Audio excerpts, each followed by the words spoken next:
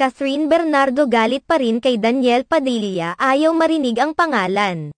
Muling naging laman ng mga usap-usapan sa social media ang kapamilya actress na si Catherine Bernardo dahil sa mga pagbabago nito matapos ang naging hiwalayan nila ng kanyang boyfriend na si Daniel Padilla. Bukod sa pagbabago ni Catherine Bernardo sa mga uri ng damit na kanyang sinusuot at pagpapakita sa social media sa mga bagay na dating inaayawan at ipinagbabawal ni Daniel Padilla noon, may mga nagsasabi ring pinagbabawalan na rin umano ng aktres na si Catherine Bernardo ang kanyang mga kaibigan na banggitin ang pangalang Daniel sa tuwing magkakasama sila.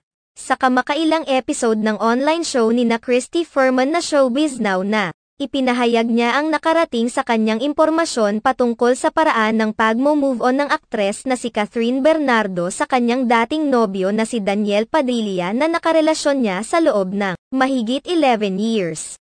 Ayon kay Christy Ferman na nakarating sa kanya mula sa kanyang mga mapagkakatiwalaang source na isa sa paraan ni Catherine Bernardo sa pag-move on ay ang iwasan nilang magkakaibigan na banggitin maski ang pangalan ng aktor na si Daniel Padilla.